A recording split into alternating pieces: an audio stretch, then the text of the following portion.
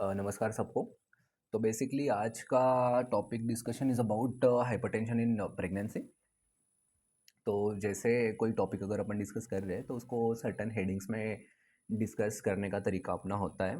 जैसे इस टॉपिक में इंट्रोडक्शन होगा, इटियोलॉजी होगा, एपिडेमोलॉजी होगा, pathophysiology, history and physical examination, clinical features, evaluation, diagnosis, treatment, differential diagnosis of hypertension and complications of hypertension in pregnancy. तो basically अगर introduction में अगर देखें तो इंट्रोडक्शन में खाली hypertension is pregnancy is not important कि हाइपरटेंशन कौन से टाइप का हाइपरटेंशन इन प्रेगनेंसी हो रहा है, दैट इज़ इम्पॉर्टेंट। जैसे क्रोनिक हाइपरटेंशन हो सकता है, जेस्टेशनल हाइपरटेंशन हो सकता है, इक्लेम्सिया, प्रीक्लेम्सिया हो सकता है पेशेंट को, हेल्प सिंड्रोम हो सकता है, एप्ला हो सकता है। तो ये सारी चीज़ें कंसिडर करके आप सोच सकते हो कि पेशेंट को basically has a plain hypertension which is chronic hypertension और जेस्टेशनल हाइपरटेंशन, और patient is having hypertension with complications. ठीक है, तो ये सारा चीज़ें इंपॉर्टेंट होता है हाइपरटेंशन इन प्रेगनेंसी।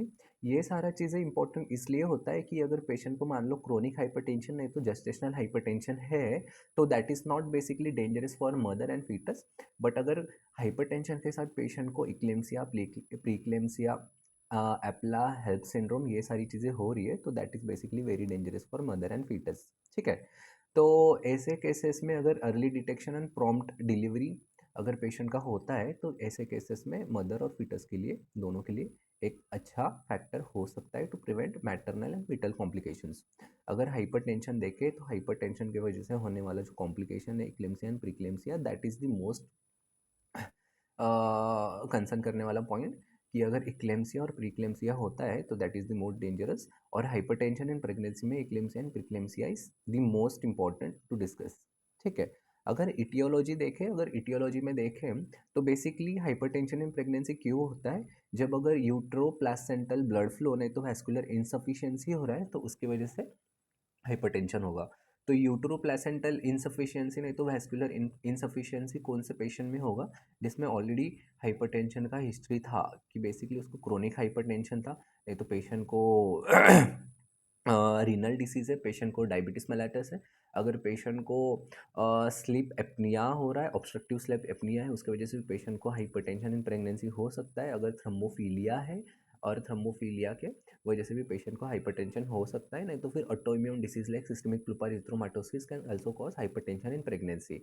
अगर हिस्ट्री वाइज देखें कि अगर already patient had history of previous history of preeclampsia, gestational hypertension, HELLP syndrome, अगर ट्विन प्रेगनेंसीज था, maternal age is more than 35, BMI is more than 30, अगर family history of gestational hypertension था, तो ऐसे cases में भी there is risk factor for hypertension in pregnancy.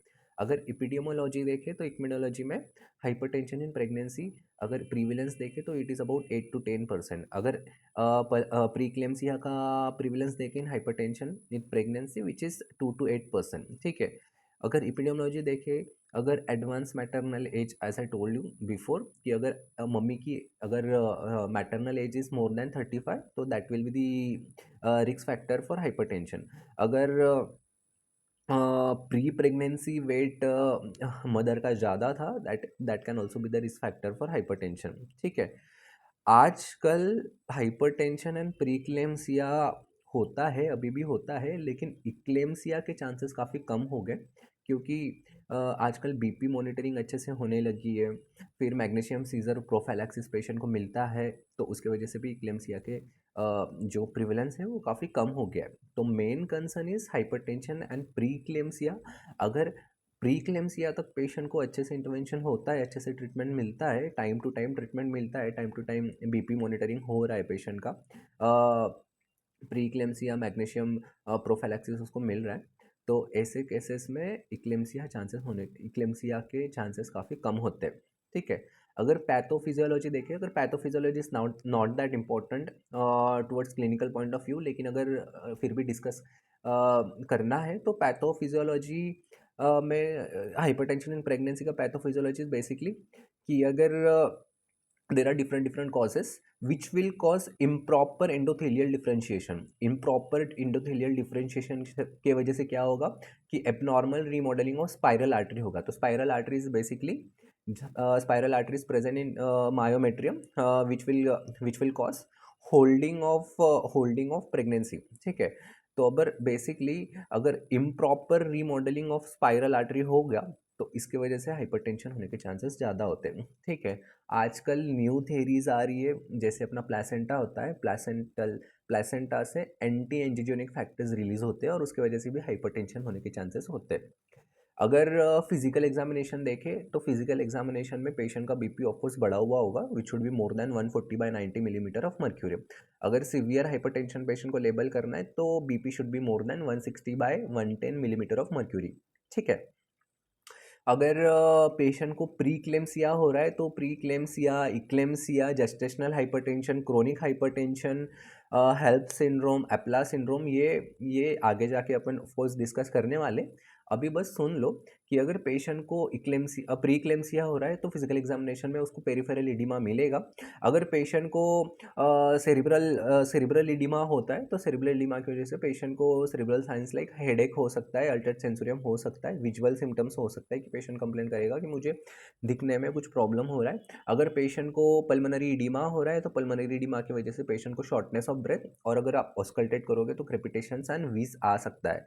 अगर patient को हेल्प सिंड्रोम हो रहा है तो हेल्प सिंड्रोम इज बेसिकली आगे जाके डिस्कस करेंगे हेल्प सिंड्रोम, लेकिन हेल्प सिंड्रोम में patient will complain of vomiting and pain in right upper quadrant of the abdomen, ठीक है। तो ये सारा हो गया फिजिकल एग्जामिनेशन। अगर इवैल्यूएशन में देखेंगे, अगर डायग्नोसिस में देखेंगे तो बेसिकली जैसे मैंने आपको बोला कि हाइपरटेंशन को अपन ने खाली हाइपरटेंशन तक सीमित नहीं रखा है। हाइपरटेंशन की वजह से होने वाले कॉम्प्लिकेशंस इन प्रेगनेंसी उसको एक अलग अलग टर्म दिए, और वो हाइपरटेंशन विथ दैट कॉम्प्लिकेशंस अगर पेशेंट आती है तो वो हिसाब से उसको डायग्नोस करके लेबल करके ट्रीटमेंट स्टार्ट करेंगे, ठीक है। तो बेसिकली अगर क्रोनिक हाइपरटेंशन देखें तो first definition is chronic hypertension. अगर पेशेंट 20 वीक से पहले उसका बीपी हाई है, the BP should be more than 140/90 millimetre of mercury, और उसका अगर बीपी दो रीडिंग्स अगर रही है और दोनों रीडिंग्स में चार चार घंटे का गैप चाहिए। मान लो यहाँ पे उसका बीपी 140/90 था, 4 घंटे के गैप के बाद यहाँ पे उसका बीपी 140/90 था। 20 वीक्स बिफोर तो उसको अपन क्रोनिक हाइपरटेंशन लेबल करेंगे और ऐसे पेशेंट को अपन ट्रीटमेंट स्टार्ट करेंगे। तो this is basically chronic hypertension, जब उसका बीपी 20 वीक से पहले ही रेस था। अगर उसका 20 वीक से पहले बीपी नॉर्मल था और 20 वीक्स के बाद उसका बीपी धीरे धीरे धीरे धीरे रेस होना स्टार्ट हुआ है, विच should be more than 140/90 millimetre of mercury, तो ऐसे पेशेंट को अपन जेस्टेशनल हाइपरटेंशन लेबल करेंगे।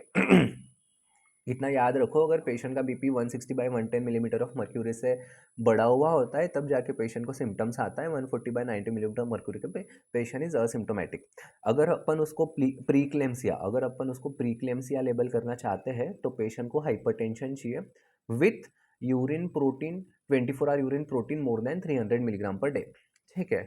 तो कुछ हॉस्पिटल्स होते हैं, कुछ इंस्टीट्यूशन होते हैं कि वहाँ पे 24 आवर यूरिन प्रोटीन नहीं होता है, तो ऐसे केस में अगर उसका bedside urine dipstick test भी करवाए तो यूरिन डिपस्टिक में अगर प्रोटीन इज 1+, तो ऐसे केसेस में उसको प्रीक्लेम्सिया अपन लेबल कर सकते हैं, ठीक है। तो what is preeclampsia? Preeclampsia is hypertension with 24 hour urine protein more than 300 milligram per day और यूरिन डिपस्टिक 1+, ठीक है। अगर मान लो यूरिनरी 24 आवर प्रोटीन भी नहीं हो रहा है और यूरिन डिपस्टिक भी नहीं हो रहा है, तो ऐसे केसेस में भी आप प्रीक्लेम्सिया उसको लेबल कर सकते हो। कब? जब पेशेंट को थ्रम्बोसाइटोपेनिया हो रहा है, मान लो अगर उसका प्लेटलेट इज बिलो 1 लाख, नहीं तो फिर उसको रीनल कॉम्प्लिकेशन हो रहा है, लाइक अगर उसका आप RFT कराओगे, रीनल फंक्शन टेस्ट कराओगे, और उसके अंदर अगर क्रियाटिनिन इज मोर देन 1.1, नहीं तो फिर उसको पल्मोनरी इडिमा हो रहा है। As I told you, pulmonary oedema में patient will complain of shortness of breath and नहीं तो क्रिप्स एंड वीज आएगा ऑस्कल्टेशन, चेस्ट ऑस्कल्टेशन में। अगर इम्पेड LFT हो रहा है, इम्पेड LFT माने अगर HGOT HGPT, जो LFT के जो फैक्टर्स होता है HGOT HGPT which should be more than 2 times the normal, नहीं तो पेशेंट को अगर हेडेक हो रहा है तो ऐसे केसेस में भी अपन उसको प्रीक्लेम्सिया बोल सकते हैं। Now what is eclampsia?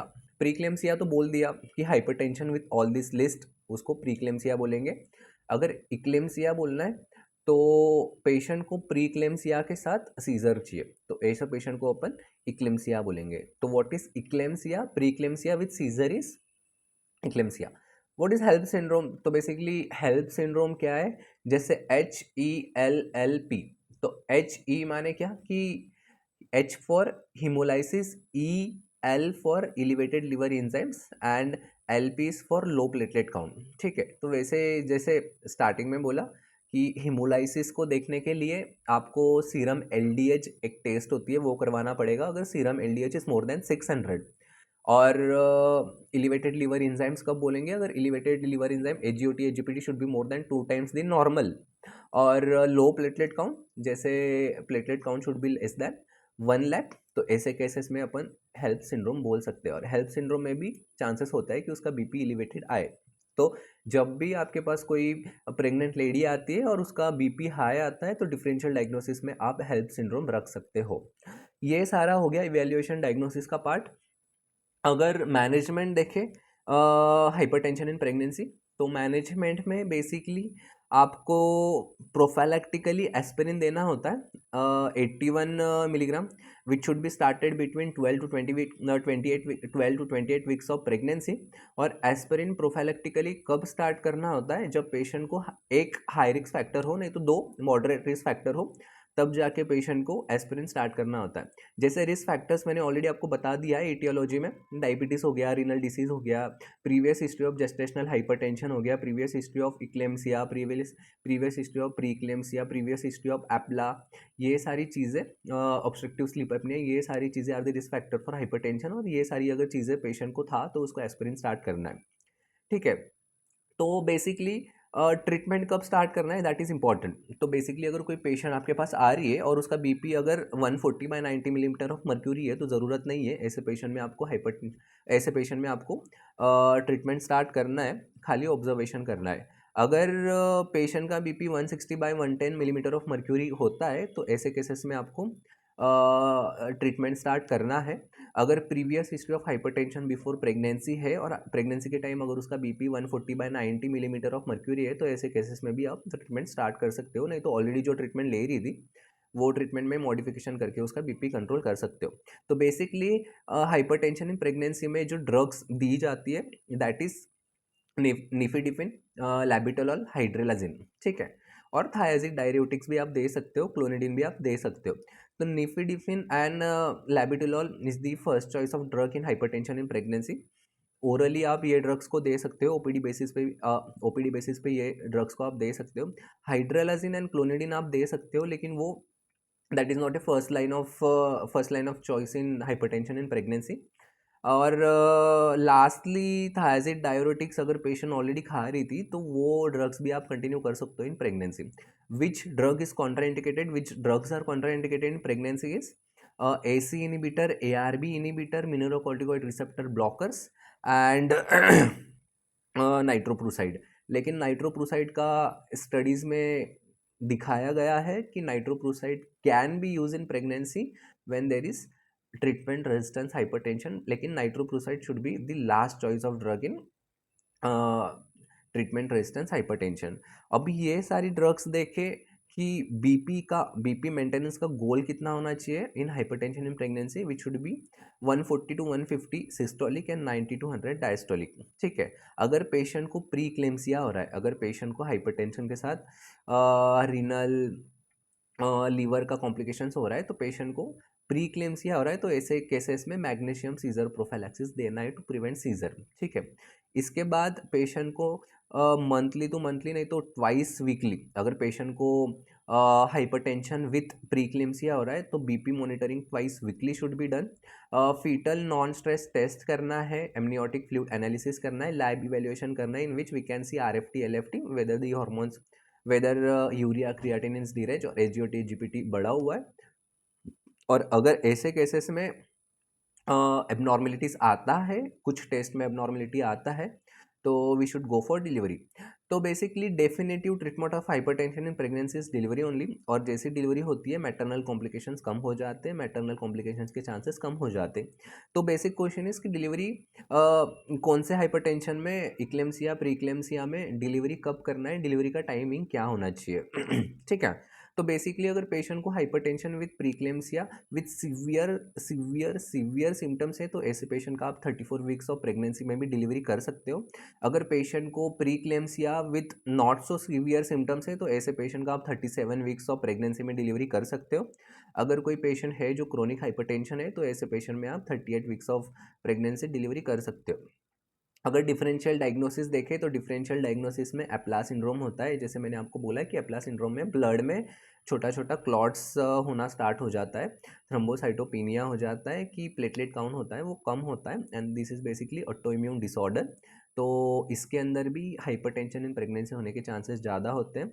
Cushing syndrome होता है। Cushing syndrome is basically adrenal gland में से कॉर्टिकोस्टेरॉइड हार्मोन बहुत ज़्यादा सिक्रीट करता है और उसकी वजह से हाइपरटेंशन होने के चांसेस ज़्यादा है। Eclampsia itself you can diagnose her as eclampsia. अगर ग्लोमेरुलोनेफ्राइटिस हो रहा है तो basically this is inflammation of glomeruli. This can be also autoimmune और पोस्ट स्ट्रेप्टोकोकल इन्फेक्शन। तो ग्लोमेरुलोनेफ्राइटिस भी आप डिफरेंशियल डायग्नोसिस में रख सकते हो। आइडेंटिफॉर्म मोल ये भी आप डिफरेंशियल डायग्नोसिस में रख सकते हो। कॉन सिंड्रोम हो गया, हाइपरथायरॉइडिज्म हो गया, एंड मैलिग्नेंट हाइपरटेंशन आप डिफरेंशियल डायग्नोसिस में रख सकते हो। तो बेसिकली कॉन सिंड्रोम इज कि एक्सिस अल्डोस्टेरॉन अगर एड्रिनल ग्लैंड में से सिक्रेट हो रहा है तो this can also cause hypertension. And malignant hypertension is basically कि अचानक से सडनली अगर पेशेंट का बीपी बहुत ज़्यादा रेज होता है विथ ऑर्गन डैमेज तो इसको मैलिग्नेंट हाइपरटेंशन बोलते हैं। और ये सारी चीज़ों को आप डिफरेंशियल डायग्नोसिस में रख सकते हो ऑफ हाइपरटेंशन इन प्रेगनेंसी। अगर कॉम्प्लिकेशंस देखें तो हाइपरटेंशन इन प्रेगनेंसी की वजह से प्रीक्लेम्सिया हो सकता है, इक्लेम्सिया हो सकता है, इंट्राक्रेनियल हिमोरेज हो सकता है, पल्मोनरी एडिमा हो सकता है, रीनल फेलियर हो सकता है, कोआगुलोपैथी, हिपैटोपैथी, हिमोलाइसिस हो सकता है, थ्रोम्बोफिलिया हो सकता है, इंट्रायूट्रिन ग्रोथ रिटार्डेशन हो सकता है, ओलिगोहेड्रोमनियास हो सकता है, and lastly foetal stress due to hypertension in pregnancy हो सकता है। चलो, थैंक यू।